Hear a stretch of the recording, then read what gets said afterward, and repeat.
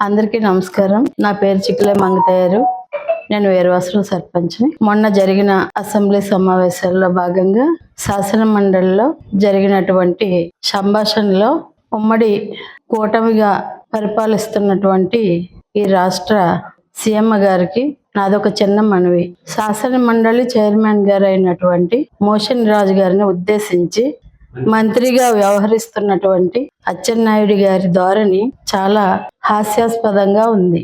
ఎందుకంటే ప్రభుత్వం పాలన వైపు పక్కన పెట్టి ఆయన యొక్క పరిపాలనా విధానాన్ని ప్రజలు తప్పుపడతారేమో అని భయంతో లడ్డు వంకతో వాళ్ళ పరిపాలనని సుపరిపాలనగా చూపించుకునే ప్రయత్నంలో చైర్మన్ మోషన్ రాజు గారిని ఉద్దేశించి తమరు క్రైస్తవులే, తమరు నాయకుడు క్రైస్తవుడే అంటూ పలికిన పలుకులు చాలా హాస్యాస్పదంగా ఉన్నాయి.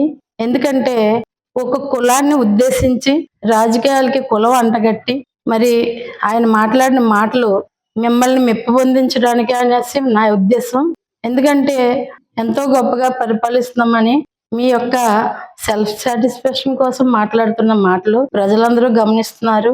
దయచేసి అటువంటి మాటలకి పక్కన పెట్టి రాజకీయాలకు అతీతంగా పరిపాలించాల్సినటువంటి మాట్లాడాల్సినటువంటి మోషన్ రాజు గారిని కులాన్ని అంటగట్టి ఆయన్ని కించపరచడం చాలా బాధాకరమైన విషయం.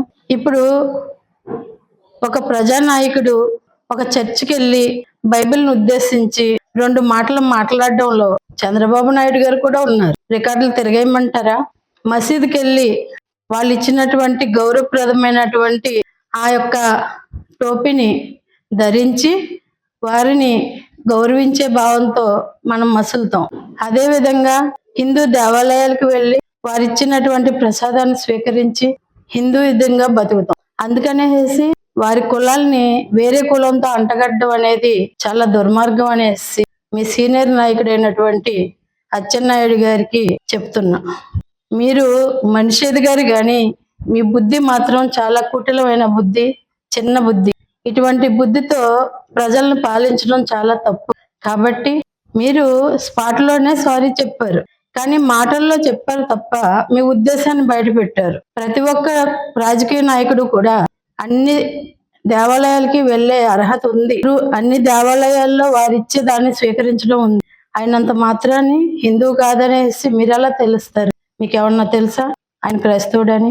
జాగ్రత్త, నోరు అదుపులో పెట్టుకుని మాట్లాడండి.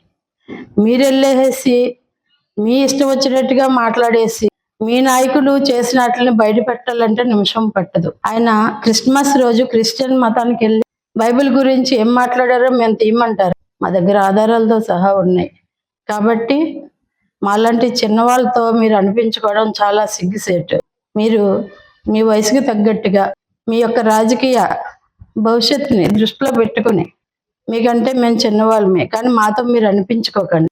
కబడ్దార్.